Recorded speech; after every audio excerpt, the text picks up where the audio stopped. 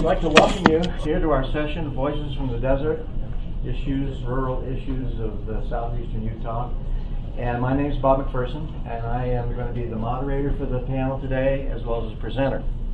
So I've been asked to underscore so that everyone clearly understands. And I'm going to frame this my own way, but I'll get the message I've been told to give across. Okay? So everything that you have heard here today, and I don't care how noted the historian or whoever was presenting, represents opinion. And there are factual things that can go along with an interpretation, but at the end of the day, what you hear is an interpretation of an individual and opinion. And we're going to talk about some things today that are controversial, emotional, has had a lot of press in taking things in a number of different directions. And so I accept full responsibility for this panel, not for Winston, but for Rick, I definitely do. But the things that we're talking about here are not necessarily condoned by a particular, the historical society or anybody else. We're presenting today the issues as people from Southeastern Utah see them, and what those issues and problems are. We hope that we'll provide a balanced interpretation and that you will be able to draw your own conclusions. We're not going to bang on the table and insist that you have to believe this particular thing or accept this particular thing. But of all the sessions that we've had this day, I think we've drawn the most caution from people involved in this thing. Guys, hold it down, hold it down. So we aren't screaming radicals, but we do want to present what some of the issues are in Southeastern Utah. And so with that, let me just introduce the people that we have on our panel. I'm Bob McPherson. I teach for Utah State University down in Blanding. I've lived in Blanding since 1976, with the exception of one time when I went away to school and came back. My area of expertise and things that I do in terms of writing and research is primarily Native American, more specifically Navajo, Utes, and that's what I'm going to be speaking about today. I'm involved with the Native American Studies program at the university, at Utah State University, and so the things that I'm saying are kind of an outgrowth of things that I've researched and that I understand. Winston, on the other hand, was born and raised in San Juan County. He refers to himself as a talking dog. The reason for that is because he is an archaeologist living in San Juan County. And San Juan County has had a reputation of, not always applying the proper rules of etiquette in terms of archaeology and so forth. Winston has published widely, lots of articles and chapters in books. His area of specialty is, archaeology in San Juan County, period. But in terms of specialization, he's done a lot with the Chaco influence, for those of you that are familiar with the Ancestral Puebloans or Anasazi. Both the Chaco period and also the post-Chaco period. He didn't say this, but I'm going to say it. When anybody from any university, and I don't care what their degree is or whatever, comes into San Juan County, they always go to this guy. He knows it. He knows it cold. And so Winston is just a wonderful resource, and we're very, very glad that he consented to be here on the panel and to share his thoughts. And he's going to be talking about the use of Ancestral Puebloan or Anasazi, however we want to refer to those, the remains there, and how it feeds into some of the issues that we face today in Southeastern Utah. Rick Eldredge has been involved in law enforcement for 25 years, and he is our sheriff from San Juan County. He served in that position for 7 years, I believe, 6 years. And he is coming up here today to talk to us about the idea of, okay, we have a lot of different agencies in San Juan County. When you look at San Juan County, which is the largest county in the state, it's also the poorest county in the state, And there's lots and lots of different types of law enforcement and jurisdictions that play into that. You've got everything from Navajo Tribal Police, Ute Mountain Ute Police, BLM, Forest Service, regular town police efforts, and so forth. And so it's a complex environment that you live in down there in terms of law enforcement. So Rick has been kind enough to come up and offer to enlighten us a little bit about that. I'm going to start my presentation, and I've got a PowerPoint slide. I want to do a couple things before I actually get started in this, and kind of frame it for you. San Juan County is famous for being involved with Native Americans, and we have, if you look at the county demographics, if you take the Anglo, the white guys, us, Belaganas, and you take the Native American groups, you've got pretty much a 50-50 split. A little bit more on the Native American side, but still a lot of balance there in terms of the numbers that we look at. It's no surprise that, well, let me put it this way: from between 2011 and 2016, there have been 25 areas, primarily in the West. Not all of them. There's some in Maine and New York and so forth, but primarily in the West, that are being designated as, or have been proposed to be, if not already designated, national monuments. We are not going to be talking about the national monument as the, we're not going to start out talking about that, but it is part of the issue that we're all concerned about, we're all addressing in one way or another in our discussion here today. And so we want to use our disciplines, history, archaeology, law enforcement, to kind of put into context why this is even an issue for San Juan County, southeastern Utah. We had planned on having a fourth speaker here, Mike Noel, who's from the legislature and so forth, to represent the issue of 20 years with the Grand Staircase monument. What has this meant on the local scene? You know, how do people feel about it? What has it done in terms of schools and so forth? I got an email from him last night, and he said that he was actually in the hospital last week, and he's been overwhelmed by a number of different things, and so he was not able to be here. We won't be able to. We'll discuss some of the things concerning the Grand Staircase Monument, but we will not be looking at it from his perspective that we had hoped he'd be able to provide. So with that, Charlotte, our technician that promised to keep me out of trouble with the technology here, we'll go ahead and we'll get this started. If I get the wrong one, don't give me a choice. Okay. All right. So our topic here is this idea of land acquisition of Navajo land in San Juan County. As I said, San Juan County, large geographical area, and it's split. And since I'm the history guy, I'm going to talk a little bit about the history of the Navajo people in that area in relationship to the land. So away we go. Historically, let me get over here so I'm not people's way.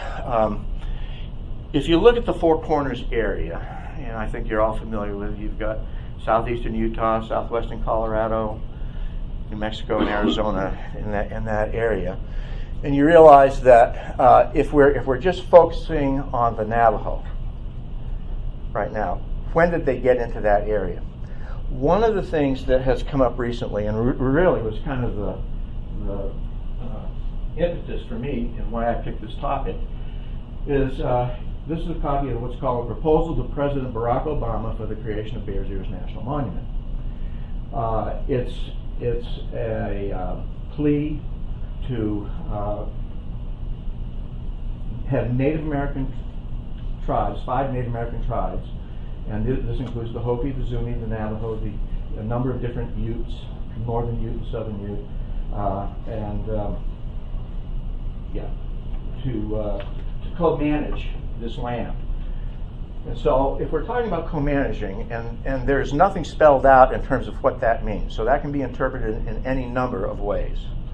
What does co-manage mean? Well, we don't know.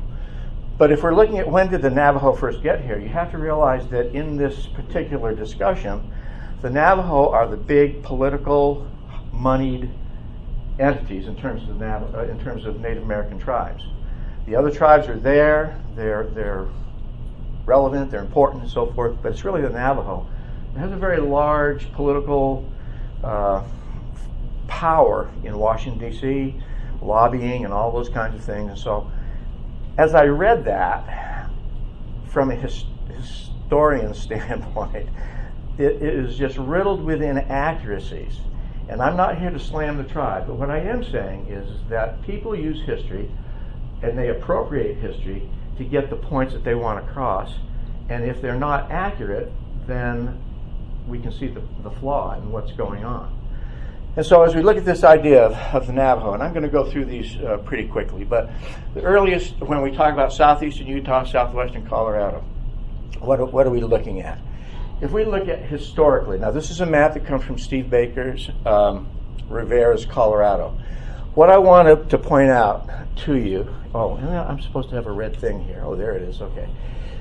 Obviously the Four Corners area right there. Okay, you've got the Capote, the Moach, and the Weemanooch and Paiute peoples that are intermixed over here. This is southeastern Utah.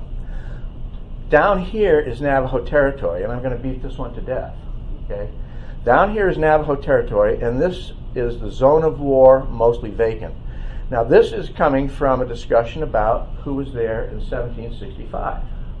Okay, and so that area that I pointed out was a violently contested region. It was a buffer zone to the south, and I'm going to give you some reports of people going through the area that confirm that this area is very was not dominated by the Navajo.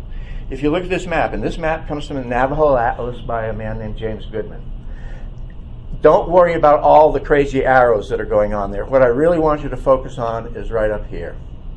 This is the Four Corners area. This is the San Juan River, and we're going to see this a lot in this discussion. And the point here is this: the settlement in 1880. This is when Navajo expansion really started up into that area, and we'll talk about why. But what you get in a lot of the literature is this is the home of our forefathers, and we've lived here forever, and so forth. I'm not saying people are lying, but it's very, very limited in terms of the amount of, or the number, better way to say it, the number of Navajo people living there. So by 1800, there are a few identifiable Navajo families that are north of the San Juan River. There are accounts of people going up there gathering pinon nuts and doing hunting trips and this type of thing. There are a few archaeological sites that are definitely identifiable as being Navajo. Winston can put you onto those exactly. We know that there was a headman up there named Cayetano. He had 3 sons, and I think a lot of you may have heard of Manuelito. You may not have heard of Cayetanito or Little Cayetano and Ayeli. But these are the people that have been identified by name that we know were in the area. There were probably others. What I want to stress is that the numbers were very, very small. The reason that they were there is because the Utes living in this area. Now think of the San Juan River. Remember the map I showed you. Everything north of the San Juan River is Ute country. Paiute country in southeastern Utah and Ute. There's a mixing there, as well as the Utes. Okay, the reason that Navajo people were able to stay there for very long at all is because they formed these friendly relationships with the Utes and Paiutes. Not the case with the Colorado or the Northern Utes. In fact, we'll see that during the 1860s, when things are unraveling for the Navajo, it's called the Fearing Time and the Long Walk and so forth. You probably have heard of that. The Colorado Utes and the Northern Utes are down there policing up Navajo people. And it's a very, very tumultuous time for them. But before we get to that, reports from early Anglo entrants. And I'm going to go through this very quickly. But these are official reports recording where people went and what they saw. Captain J.G. Walker, 1846, goes through this area. And he talks about, and when I say this is the area south of the San Juan River, he says, no part of this region is now inhabited. The Navajo people were driven out by the Paiutas, those are the people in southeastern Utah, to the north, upon whose country it borders. So it's obviously Ute country. And it was that, and the river was a very, very recognizable borderline. When you cross the river, you know where you are. And there are a lot of oral accounts that talk about crossing the river as a thing of danger, and in Navajo ceremonies and so forth. Once you cross the San Juan River, ceremonial protection, there's lots of things that are done and prayers that are offered and so forth. Okay? Elk Mountain Mission, 1855. People talked about they had to travel 40 miles south of the San Juan River before they could get to Navajo people to trade with them. This is important because in the report here that's going on, people are claiming in here that starting in 1850, the Navajos are being pushed out of this area. They're being, pushed away, and they use the words at gunpoint and so forth. And so there wasn't even a settlement in San Juan County. If you go into Moab, 1855, and that only lasted 9 months. But the claim is that people are being pushed out of here. They're pushed out of the homeland, so to speak. John McComb, another one, Navajos at war with Utes in the region. Hayden Survey. Now, this date is wrong. It's 1875. That's a typo. The Hayden Survey, 1875, encountered almost entirely Utes. There were a few Navajos that were encountered trading, going up and so forth to trade, but none really living there. Bluff and Montezuma Creek and Aneth, those communities that we have there today, started in 1880, roughly. Montezuma Creek, 1878, Aneth, 1878, 1879, 1880, Bluff, so forth. But the point is that you've got people living in these communities, and the Navajos are coming up to trade. They're coming up there. It's a magnet. It's one of a number of magnets that's drawing Navajo people up to the north, and so this is pushing them there. The major influx of Navajo people starts in the 1880s, and so this is the same time that you have the major influx of Anglo people coming into that area. And one of the reasons that the Navajo are coming up in the 1880s is because the Anglo people are there, and they want to go to the trading post. They want to sell their wool. They want to sell their livestock. This is one, not the only reason, but it's one of them. There's a series of reasons that we really need to consider. Number one, decrease the Ute and Navajo friction. We could take the rest of the hour and talk about how traditionally Navajo and Ute people don't get along. And the Ute, especially during the Long Walk period, and what's called the fearing time, starting 1857, 58, 59, into the 60s, all the way to 1868 when the Navajo people return, they are either squished out into peripheral areas or running for their life, or have surrendered to the United States military. We get this idea of Kit Carson being the bad guy. And Kit Carson, in reality, was not the problem for the Navajos. It was the Utes in this area. It was the Utes and the Hopis and the Zunis and other people who were traditional competitors or enemies, depending upon the scale there. Intermarriage and trade, understand that, expanding livestock herds. By the 1880s, the Navajos are deeply invested in large livestock herds, sheep and goats primarily, but there are cattle and horses too. Grazing lands, range is so important, and if you listen to Navajo oral histories, that's the whole thing, is moving those animals and trying to find winter range and summer range. Establishment of off-reservation trading posts. Along the San Juan River, if you were on one side of the river, you weren't under government regulations. So guess where all of the trading posts were? I can't say all. If you're on the reservation, you're under strict control, following, the government prescribing even what you got on the shelves and how much it's going to cost. Not so in some of these other posts that are off the rivers. There's no mention at all in the historic record about the Hopis or the Zunis. There have been potsherds, Hopi potsherds have been found, the migration myths that talk a little bit about one of the mountains in the area, but they just weren't there. And yet this is one of the groups, or two of the groups, that are supposed to be co-managing this area because of the historic things. Now, I'm not talking about the prehistoric. I'm talking about historic period. Okay, Navajo land acquisition. One of the things that you find in this report is that, we just barely could sneak across and go over there to the Bears Ears in this area and be, follow our traditional gathering of nuts, pinyon nuts, and, getting materials for ceremonies and so forth. Okay, and it's because of for the most part, the mean Anglo people that are over there that won't let us do it. So what I want to do right now, just quickly, is take you through a walk of, okay, let's look at Navajo expansion. Of all the reservations in the United States, no Native American reservations expanded to the extent of the Navajo people.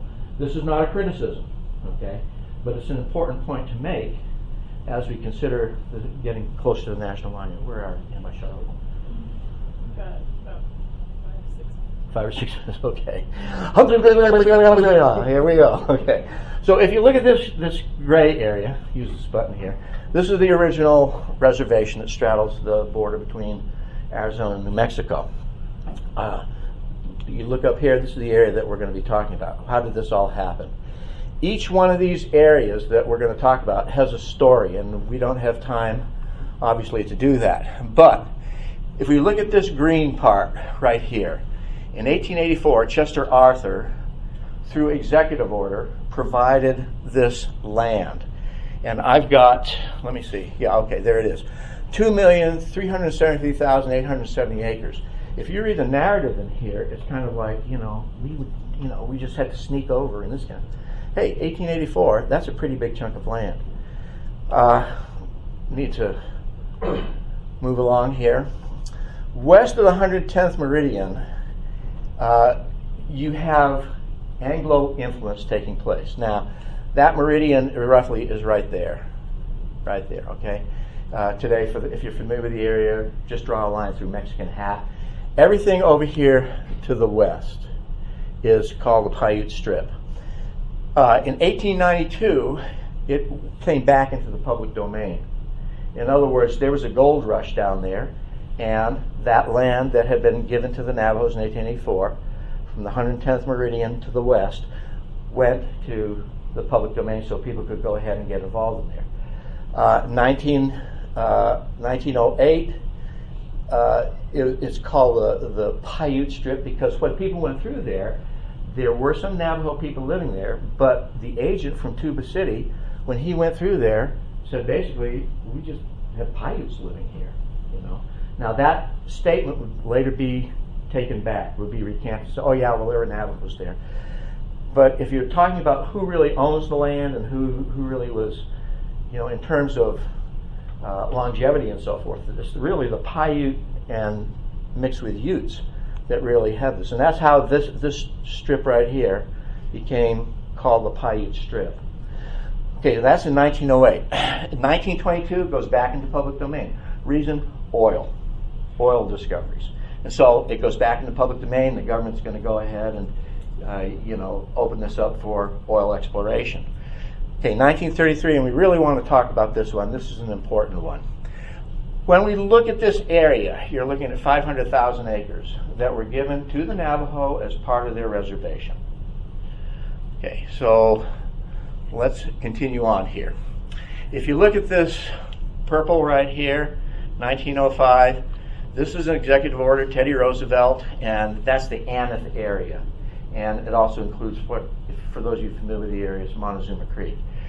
Okay, this came about because of a minister who was vocal and said, the Navajos are already here, let's give them the land, and Teddy Roosevelt said, that's just fine.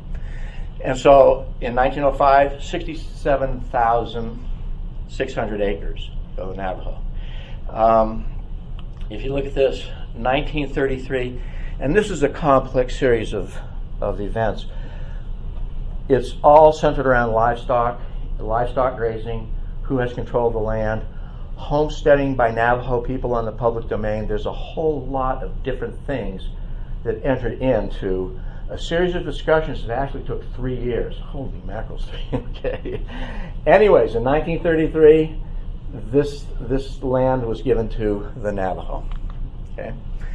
Cattlemen that were using Monument Valley, the icon of Navajo lands, you know, the mittens and so forth, the cattlemen forego using that as winter range, and as agreement, the Navajos are given their land here in 1933 with the understanding that this area up here, everything north of the San Juan River, would remain Anglo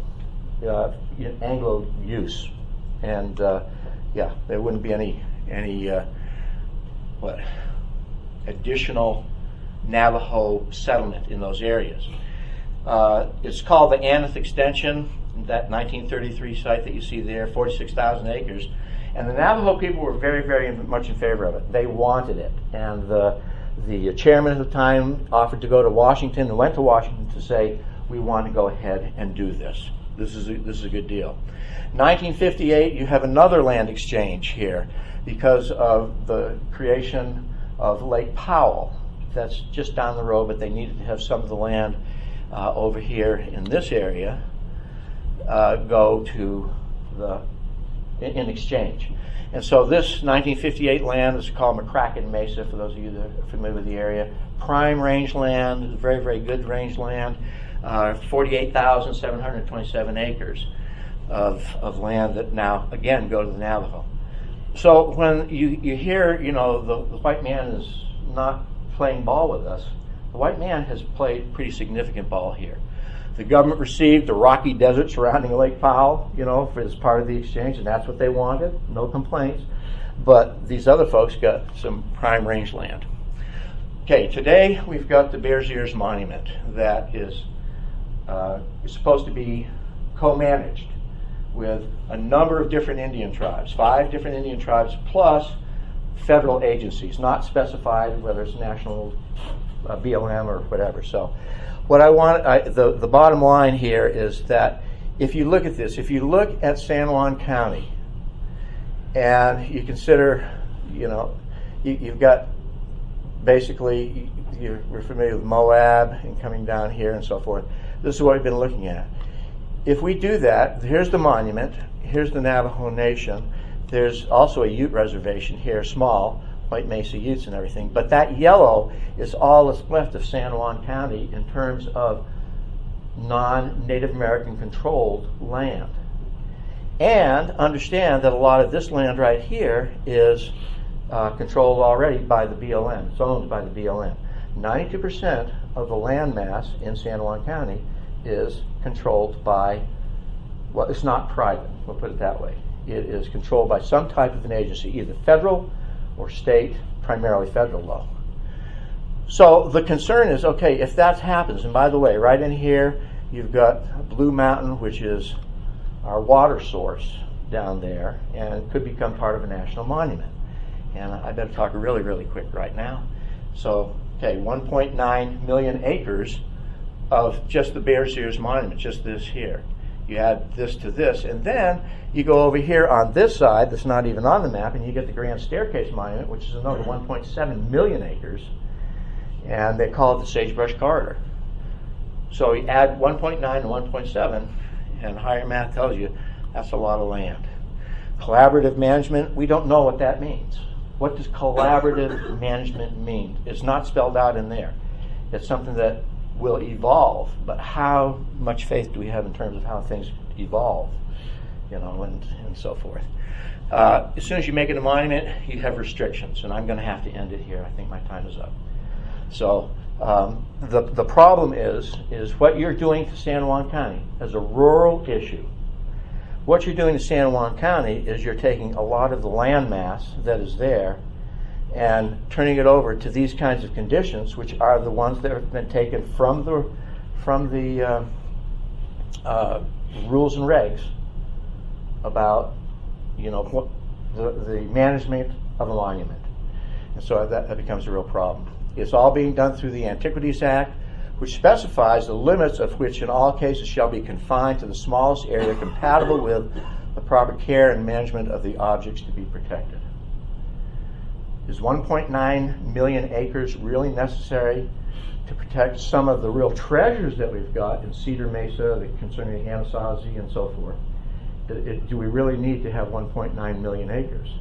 Add that to the 1.7 million next door. So that is the issue, and I'm over my time, so Charlotte, you've been very kind, and I'll just go ahead and end with that and turn the time over to Winston. And maybe Charlotte, you could just turn this off here. So. Thank you. Okay, Winston.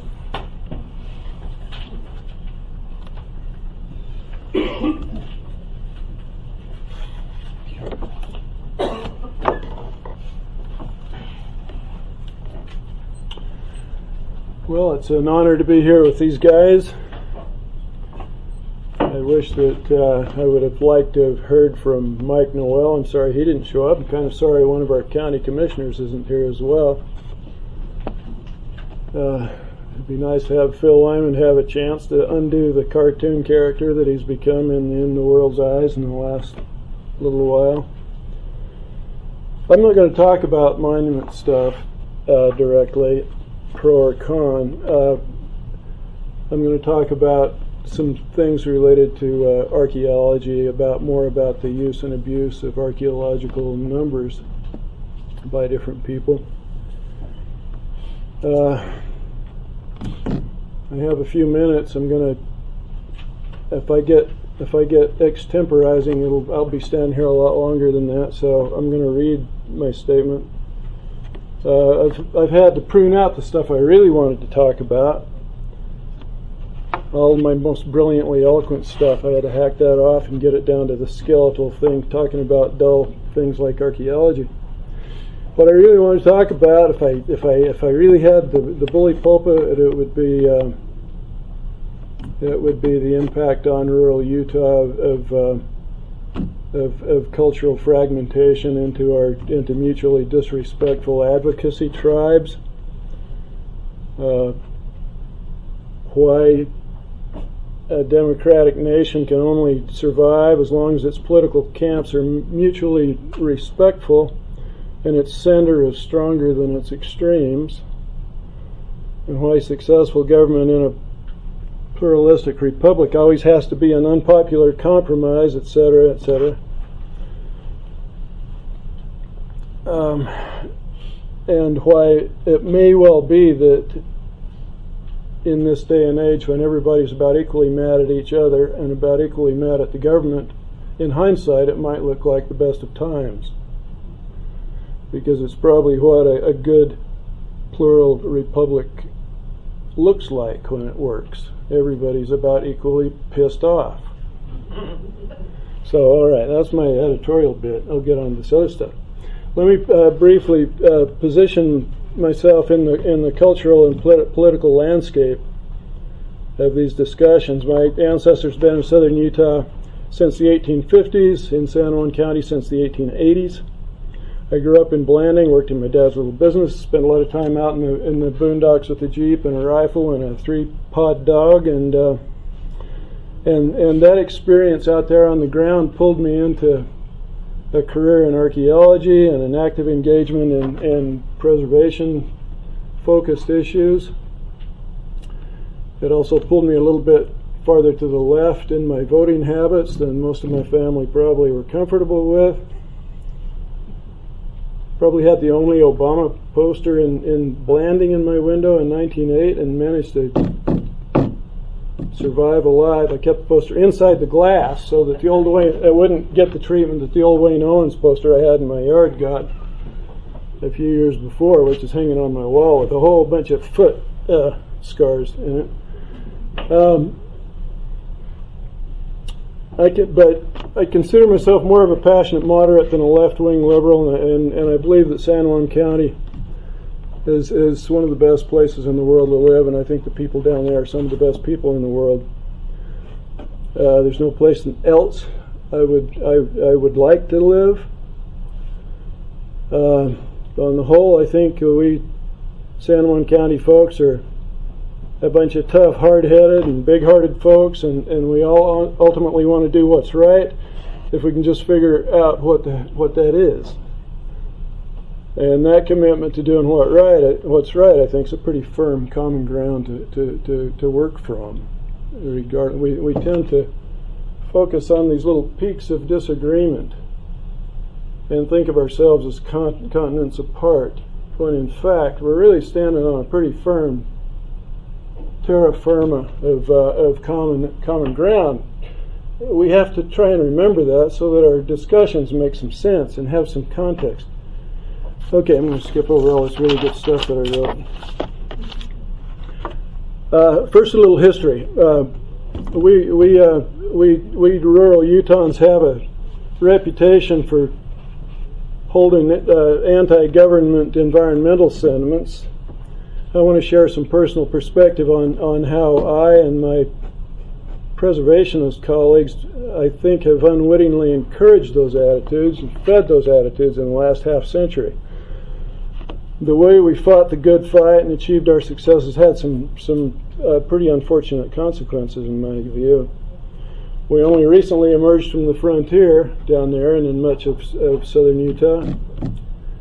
Our frontier experience was heroic, but it was also incredibly destructive, as the frontier experience was everywhere in this country. By the middle 20th century, we'd managed to bring some balance into the management of the public rangelands and the national forests, but our land use practices were still a long way from balanced.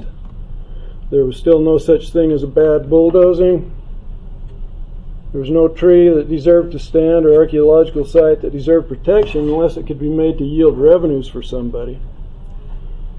Scenic landscapes were something to be admired by old ladies and girly boy poets and tourists from Hoboken and artsy types and dumbasses with names like Winston.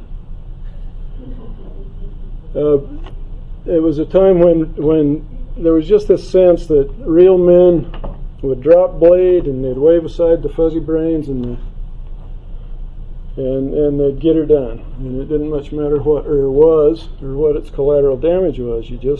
That's what you did.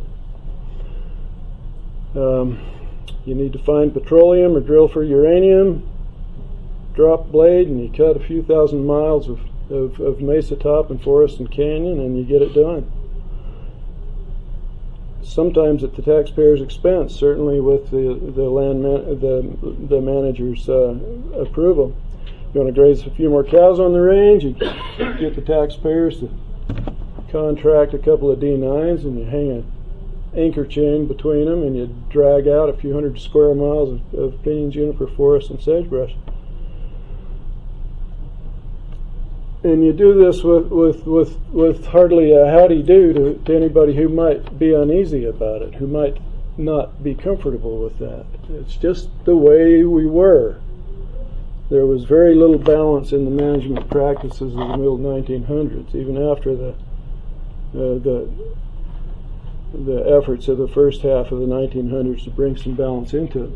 So along with a lot of other folks, I spent a fair amount of energy trying to get things a little more in balance through the 60s and the 70s, arguing for more protections.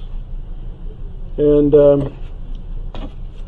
we were remarkably successful in hindsight, and fairly quickly successful, to the point that now the develop everything side is just about as equally unhappy as the protect everything side is. Everybody's just about equally pissed off, which is probably a good place for us to be.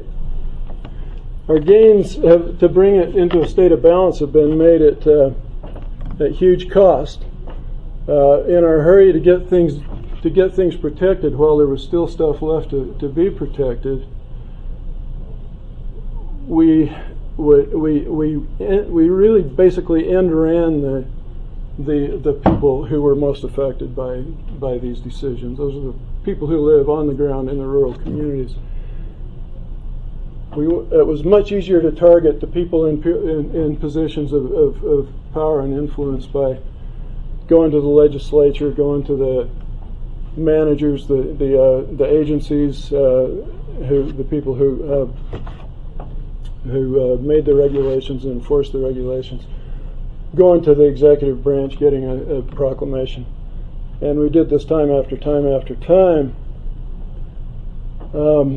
And the result was a series of top-down actions, one after another, after another, after another. These decisions, instead of being organic, instead of playing the long game, which is a hard game, of eyeball to eyeball, talking, working, communicating mutually, respectfully with people on the ground, we end around and brought down these rules in the hope that we could get this balance in place, and then that would buy us time so that in the long run we could work the hearts and minds of the people. Now what that's done is it's been tremendously successful at the national level, but it's just been a disaster at the rural western level, where distrust of top-down governance is it's coded into our DNA. It's in our mother's milk. It's in the air we breathe. We just are not comfortable with that kind of government. And so what we've done, every time we've achieved one of our successes, as a top-down imposition of a set of rules onto the rural West, is we've reinforced and hardened that instinctive gut distrust that the folks have for big government out there, to the point that I'm not sure we can undo it anymore. I'm not sure we can lighten that up. Things have gotten so hard and so angry that I don't know if we can back that off. And it's gotten to the point where, and this is from my point of view as an archaeologist, it's gotten to the point that it's hard for me to communicate comfortably about archaeology with most people in southern Utah. They used to come to me to chat. They don't anymore. They used to think more openly and comfortably about this stuff than they do. They don't anymore. It's to the point now where it feels like, to a lot of the people in southern Utah, it feels like if they are to allow themselves a comfortable, easy interest and curiosity about archaeology and a reading comfort in archaeology or discussion of environmental issues, for that matter, it feels somehow like they've stuck a toe in an enemy camp. They've bought into the idea of big government. They're about as comfortable with that as they are talking open-mindedly about child pornography or the Communist Manifesto or something. It just it's not a comfortable conversation anymore, and that's a huge, huge tragedy for those of us who want to see stuff protected, and it's a huge tragedy from the point of view of the people that are feeling excluded from conversations that they should be a fundamental part of. Okay, how much time do we have? 7 minutes. Okay, good. I might actually make it. I doubt it. Okay, I promised to say something about numbers. Unfortunately, some of my county commissioners have given me a kind of a straw man to focus on for this discussion in the last little while, by challenging reports that there are tens of thousands of archaeological sites in the proposed Bears Ears National Monument area, or even in San Juan County. And if the newspaper reports are correct, I haven't read this week's paper, but last week's paper indication was that there was actually an explicit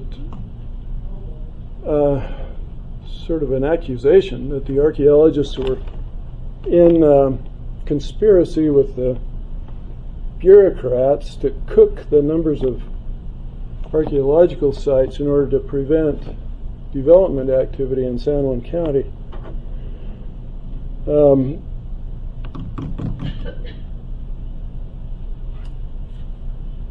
I think that there are a number of things I want to say about this. One, I think it's in part a sort of a retaliatory consequence of the bad habit that the environmental groups have had for, I've been complaining about this for decades. Anytime somebody wants a wilderness designation, or anytime they want to do something that's environmental protection, they'll bring in the archaeology and they'll throw numbers at people. They'll say, we've got all these archaeological sites out there, therefore we need to make this a wilderness. And so the archaeologists are always in the middle of discussions that get the archaeological preservation and conservation issues all bollocksed up together into one big mess with all other aspects of preservationist discussion. So it's impossible to pull them apart and think about them as separate issues. Well, okay, as for the commissioners, let me say this. And I say this emphatically. Our San Juan County commissioners, my dad used to be one.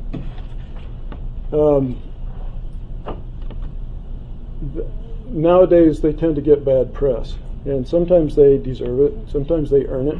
Everybody who's in the limelight says things that get them in trouble. Look at our presidential campaign, for example. These commissioners are good guys. I know them personally. I like them. Phil Lyman has become our current bad guy du jour. We always have to have one. It used to be Cal Black. Now it's Phil, of all the most gentle, quiet, kind-hearted, sweet people in the world. Phil's right up there. But he's become this bad guy. And he's not real happy with the cartoon image that he's earned. They're all good guys. I'd trust them with my kids. I'd trust them with anything I have. We disagree about a lot of things, but we do it with mutual respect, I think, and politeness. But when it gets out into the level of popular journalistic coverage, things get cartooned and things get stupid. And it gets away from the kind of sense you have of a person when you deal with them eyeball to eyeball and one-on-one. Okay, so back to the numbers issue. Archaeologists might disagree as to whether a specific minimal lithic scatter is really a site or not, but I can tell you with absolute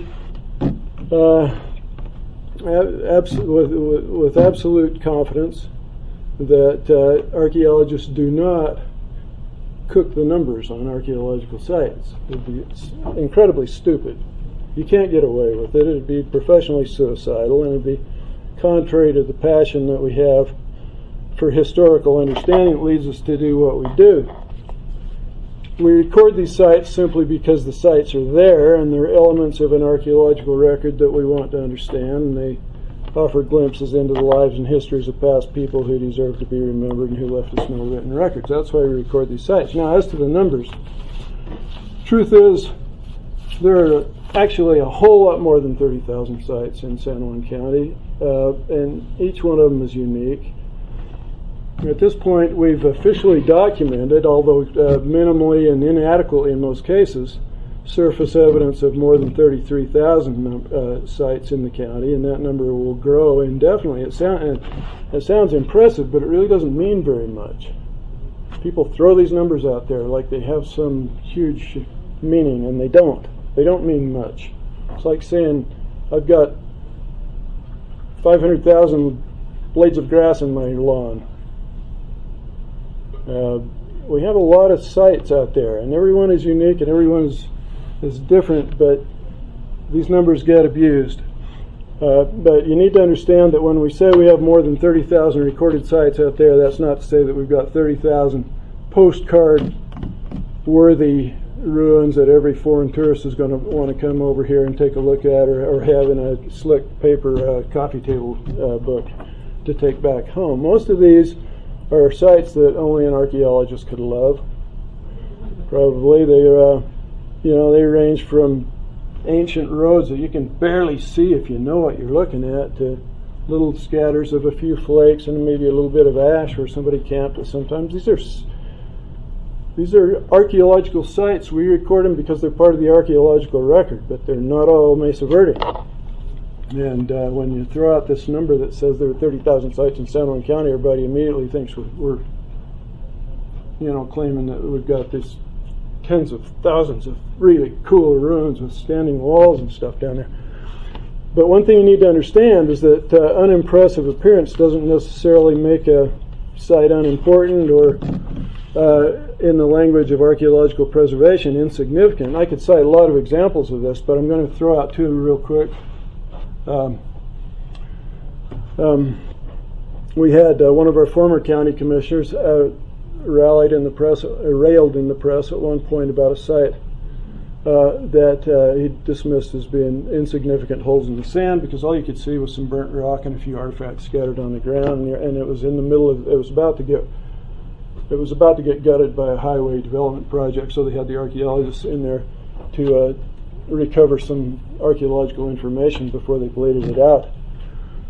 That excavation proceeded because it was legally required that it proceed, and it exposed a 1,500-year-old community that changed our understanding of life in the lower San Juan in the 600s AD.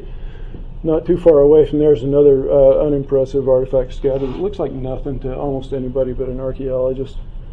That's the only site so far that we have documented in San Juan County that documents with a whole assemblage of tools a campsite going back to the age of the mammoth hunters at the end of the Ice Age. 13,000-year-old campsite. These are deep historical pieces of San Juan County's history. They look like nothing.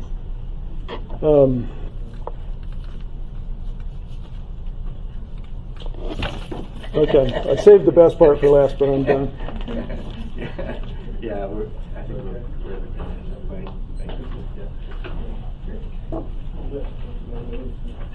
Thank you.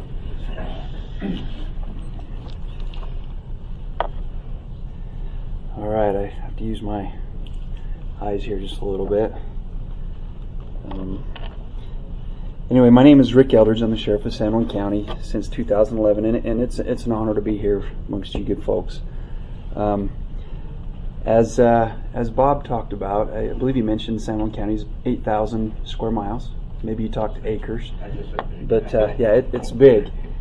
Biggest county in Utah, obviously, and one of the biggest counties in the nation.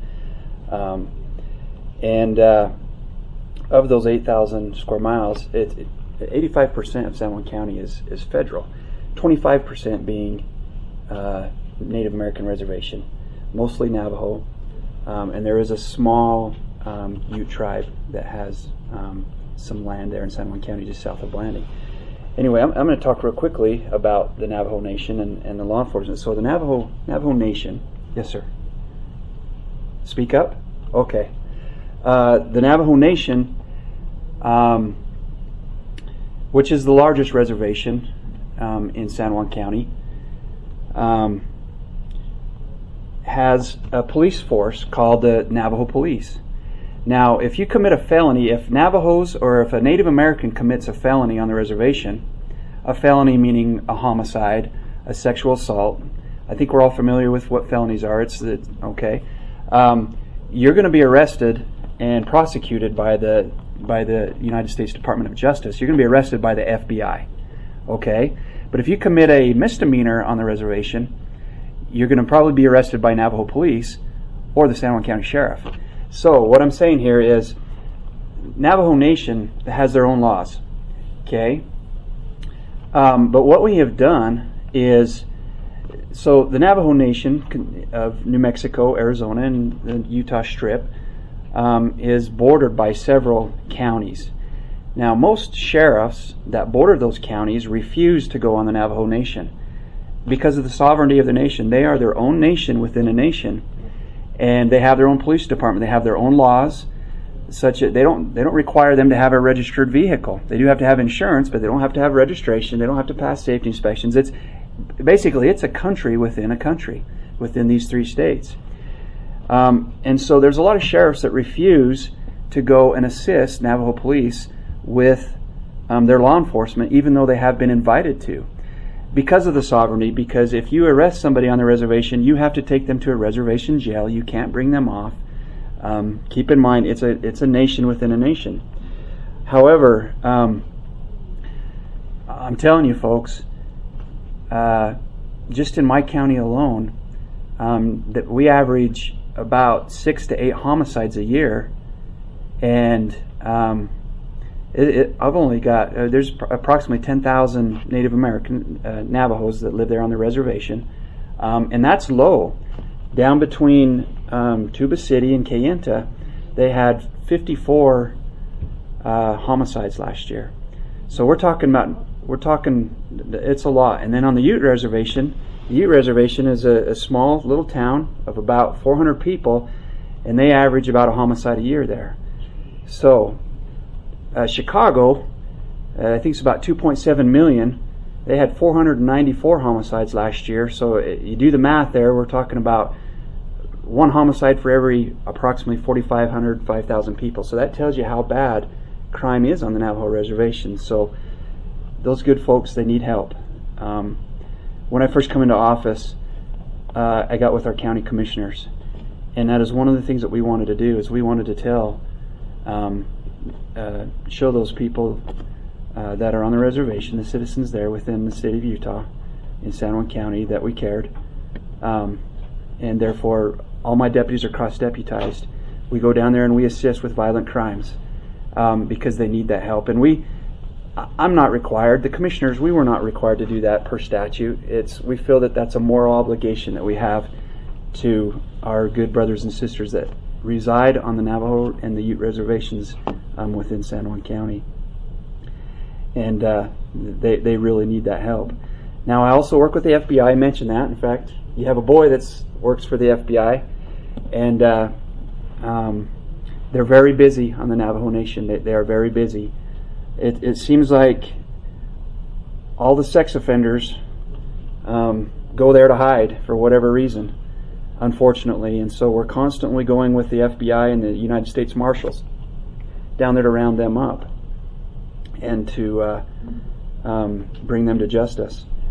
Now, I want to talk about the other 60% of the federal land that's within San Juan County, and that is public land that is either managed by the National Park Service, the BLM, or the United States Forest Service.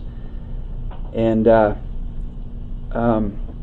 think it's important to start, and I've wrote down some notes here and stuff because I want to make sure I cover everything in the time allotted here. But I think it's important to start with the basics of law enforcement. Now, I'm not going to talk about the FBI much anymore, or the DEA or the ATF. I'm not talking about those traditional law enforcement agencies that we all see on TV, and we all know about the FBI and everything and what they do, and the federal crimes that they pursue, that they arrest people for and prosecute people for.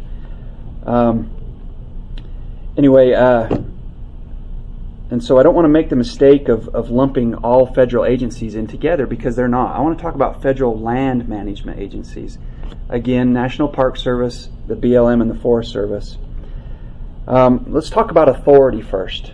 Okay, so the Forest Service, the BLM, and the National Park Service each have law enforcement divisions that are unique and different in their roles and their responsibilities. And each of those agencies has been created by some piece of enabling legislation by the United States government. And each one lays out the legislative intent of Congress at the time of their creation. Each respective piece of enabling legislation is where the individual agency draws their law enforcement authority. Okay, they draw it from Congress. Like myself, the county sheriff, the Utah Highway Patrol, all law enforcement agencies within the state of Utah, we draw our legislative authority, or our police authority, from the legislature. Okay, they create the laws. That's where I get my power my police power is from the Utah legislature. Okay, now sheriffs are elected, so they also are given some power by the people, right? But I cannot be a police officer if the Utah State Legislature says I cannot be a police officer. And they have designated that to the Peace Officer Standard and Training, who is post. they hold those credentials of each officer. Each officer has to have significant amount of training and stay qualified or certified in order to have police powers within the state of Utah. Now it's very much the same at the federal level. Okay, agencies such as the FBI, the DEA, those were created by Congress, and they were given those that law enforcement power. However, I want to talk about the BLM a little bit. For example, BLM, while the agency was created by a president or by Congress, law enforcement within the BLM was created by their own agency, okay, not by Congress. Now, so I want to talk about authority, and I gave you that little bit there. Let's talk about jurisdiction. Okay, so the National Park Service works under 3 types of jurisdiction. I think you're familiar with Yellowstone and Yosemite National Parks. Within those areas, it is called exclusive jurisdiction, and this is divided up by parks actually, and within the states as well. And so those national parks operate under exclusive jurisdiction.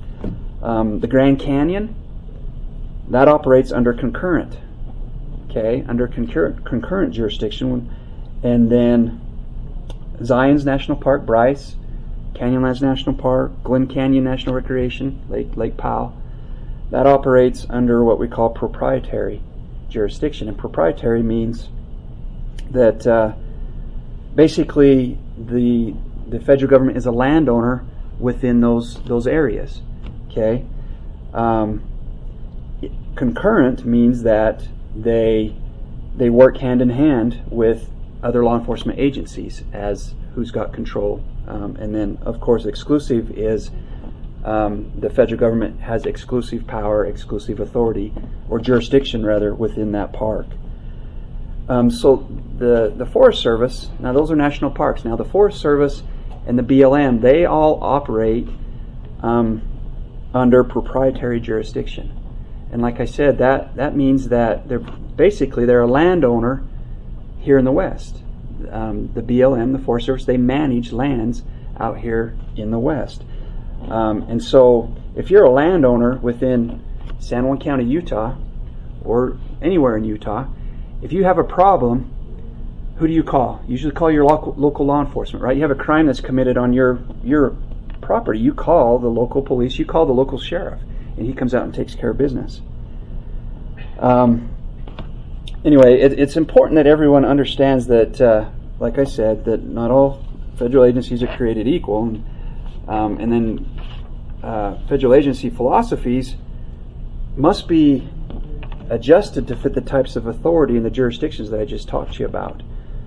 Now I want to talk about a little bit of a problem. Well, this is a big problem that's occurring in the West, and it's a change that has come upon us in the last 15 to 20 years.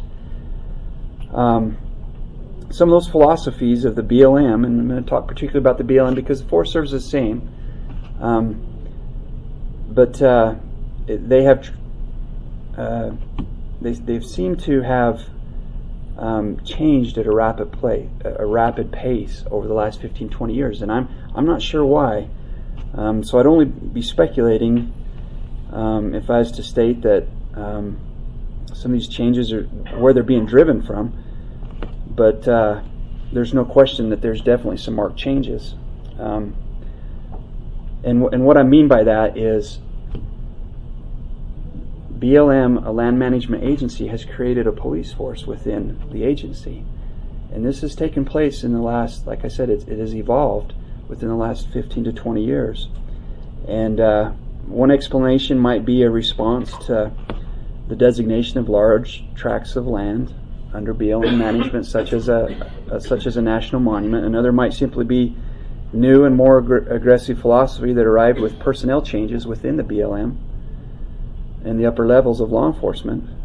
Either way, sheriffs in the West, sheriffs in Utah, have good reason to be concerned with the duplication of our traditional duties as law enforcement. So what used to be a routine call to the county sheriff is often a call to a federal law enforcement ranger. What used to be a handful of friendly federal rangers protecting natural resources has now turned into thigh rigs, riot gear, federal canine units, and tactical teams with police written down their sleeves and on their backs to come and take care of business. Basically SWAT teams by BLM federal law enforcement agencies. Now, there are a lot of great people that work with the BLM. I'm not here slamming BLM people, okay? A lot of great people that work under the BLM and the Forest Service and the National Park Service umbrella. However, public trust for these men and women that serve in the BLM law enforcement, it is at an all-time low. And I, as a sheriffs all over the West and Utah, we are being urged to step up and to exercise our authority as lead law enforcement agencies within the county. The aggressive change in philosophy on the federal level continues to cause the state, local and federal relationships to really struggle. Okay, this is a power struggle, and the sad thing is it doesn't have to be this way. Now, there is a solution, and we need to find our way back to the place where federal agencies had unwavering confidence in the local sheriff. And I often remind my folks at the local BLM office that I'm their sheriff. What will happen is you've got a local BLM manager that if somebody is out committing a crime out on BLM managed land, they're calling a ranger to go and take care of that. And that's duplicating what the sheriffs do. My guys are out patrolling, they should be calling the sheriff to come and take care of that sort of thing. Okay? Keep in mind that resource protection is what these rangers signed up for. That is what they signed up for, and as sheriffs, we are willing to work together in partnerships as long as we respect all the traditional law enforcement roles that have been successful for hundreds of years. The philosophy of BLM law enforcement should be adjusted from an aggressive and confrontational style back to one of resource management.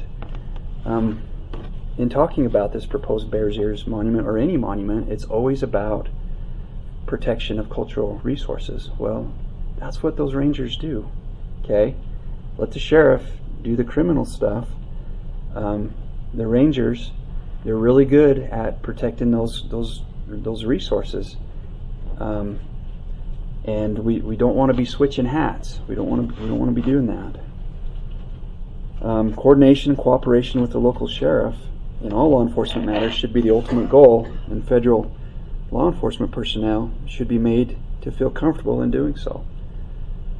Line managers should also be encouraged to cooperate and coordinate with the local sheriffs regarding the needs and concerns that exist in their respective management areas. So traditionally there has been some contracts that BLM will contract with the local sheriff and say, Sheriff, we've had some problems in this area. Maybe you've got a bunch of college kids coming down on spring break and they're coming into an area and they're trashing it. They're using drugs, they're big parties, and they're just really trashing the area. Can you help us? And the sheriffs have always stepped in and they've done that. However, a lot of those contracts have gone away.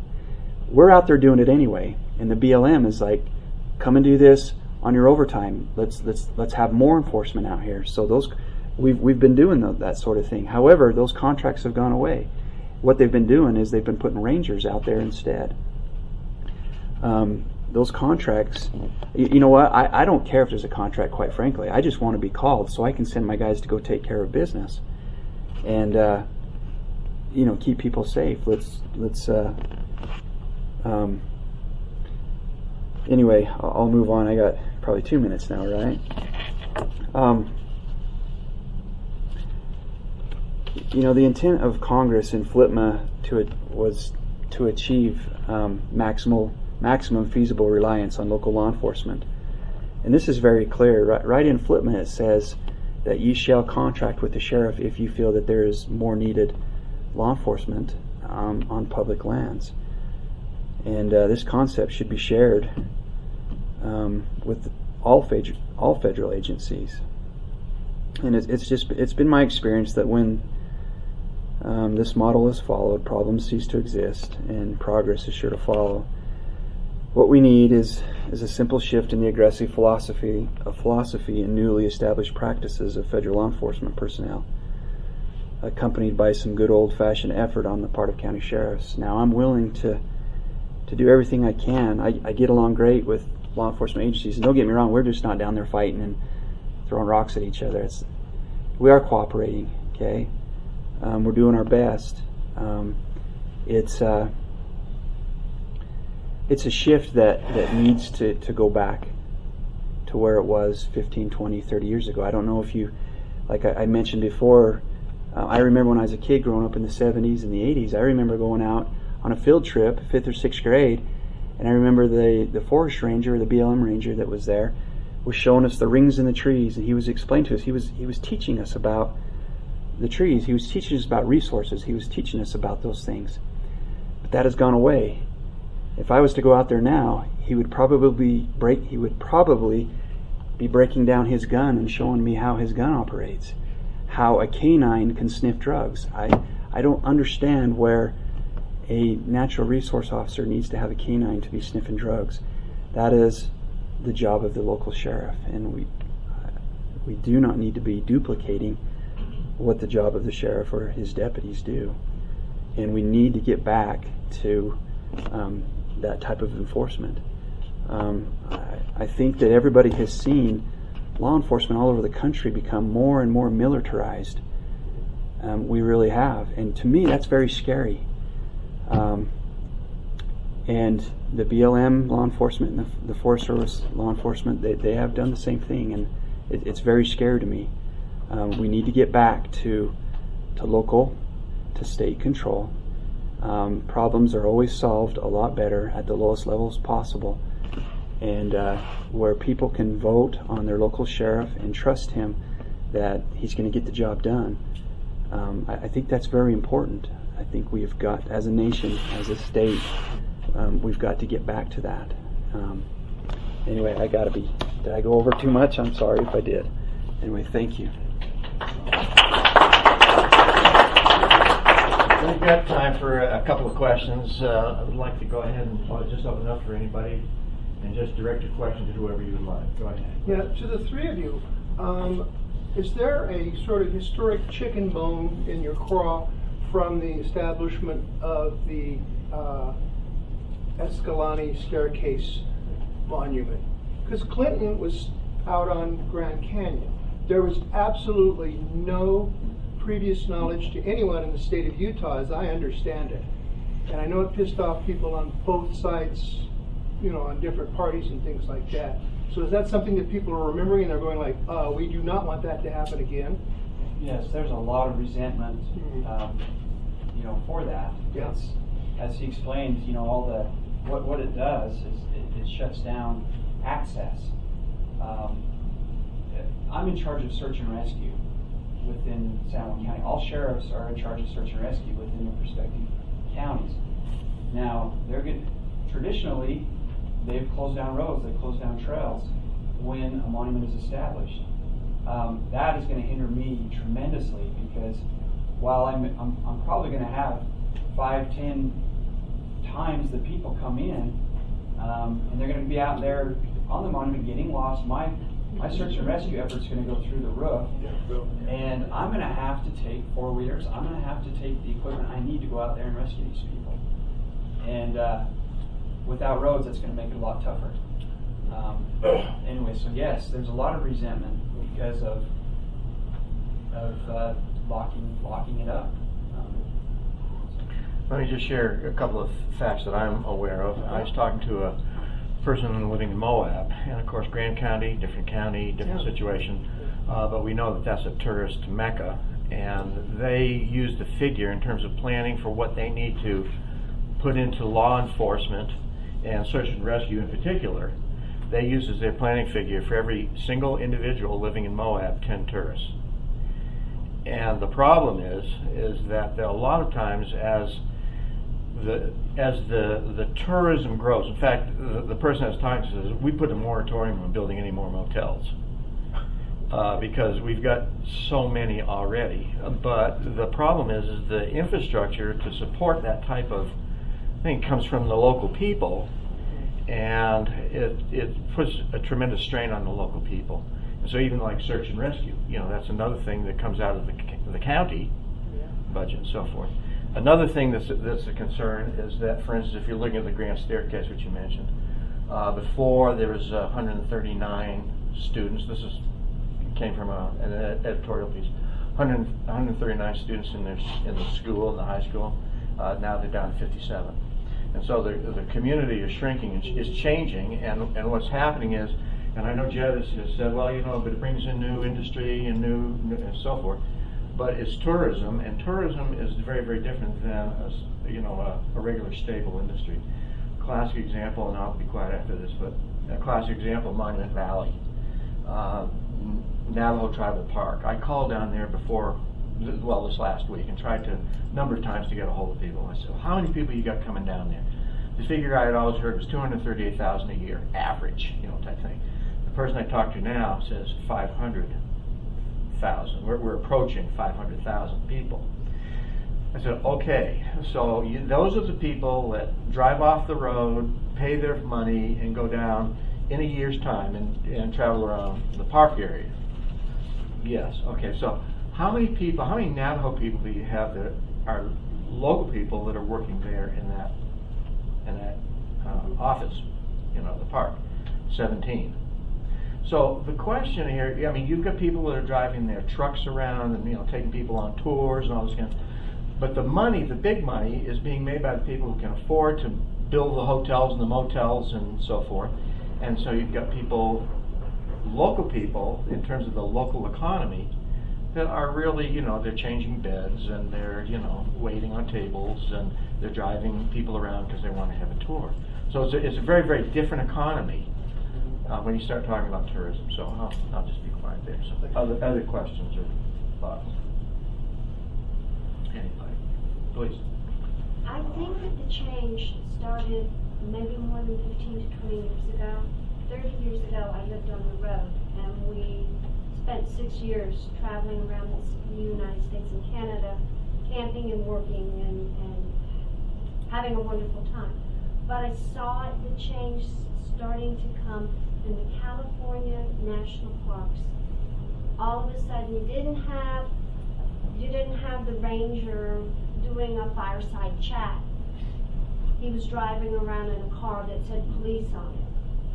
He had a gun in the front of his car. The people were coming in like there was no tomorrow. I live outside of Zion National Park. Every year, the people coming in grows and grows.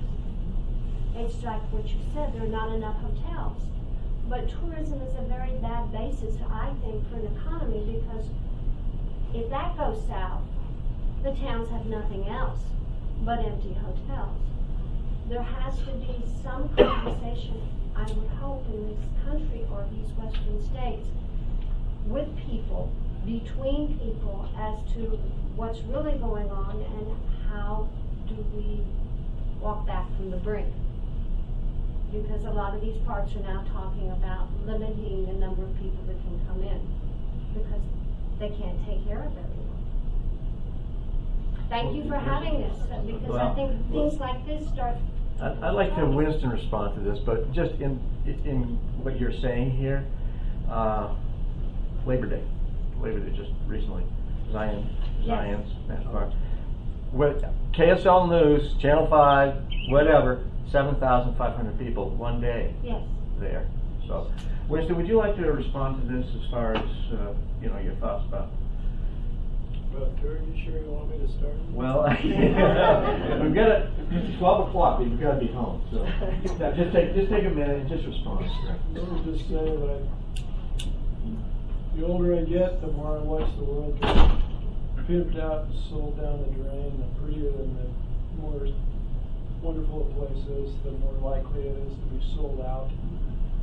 The more bitter and nasty I get about it, and I've come more and more to the conclusion. I watch, and you know, in my own travels, I see people in touristized economies. I see what it does to people. Tourism is toxic. It's toxic to places. It's toxic to the people. It turns economies into whorehouses. I could get eloquent about this if you had the stomach to listen to me. I don't like tourism. I just don't like what it does. And I don't think designation of a monument or something is necessarily disastrous if it's not managed by 5 different sovereign nations, but I don't think it's a disaster to not have a monument. I don't think it's a disaster to have a monument. It all depends on how it plays out. But the whole thing has annoyed me severely because it's attracted so much attention to a place that's already getting crap kicked out of it, and it's never going to bring with it any kind of intelligent management that balances the degree of attention that gets attracted to it. So, long answer to a short question. I'm just cynical and nasty and bitter about this stuff. I don't have it. Point of view. Well, and let me just piggyback on that a little bit. And Rick, tell me if I'm wrong or not on this, but I mean, okay, 1.9 million acres, huge chunk of land. Right now, there is one person for the BLM that has the responsibility, and maybe you know this one's responsibility from like Moab down to the border or something. For law enforcement? Yeah, law enforcement. I mean, to check one of the things that comes out of this whole discussion is everybody wants to protect it. But the problem is, you know, you love it to death and all these people come, and protection, even with the best intentioned people, protection is, you know, really difficult. And how many people do that kind of investigation? You know, and protect the sites. So, uniformed rangers, so to speak. Anybody that's going to go out there and protect the law enforcement is going to protect, you know, these sites. They have, in San Juan County, they have about 4 rangers that patrol that, and then they have investigators that are non-uniformed. Is that all agencies? And that's just BLM. The Forest Service has been cut quite a bit. Keep in mind that the BLM is the Department of Interior, Forest Service is the Department of Agriculture, different budgets. The Department of Agriculture has cut back on some rangers, and I think it's budget issues, but not the Interior. And so there's 4.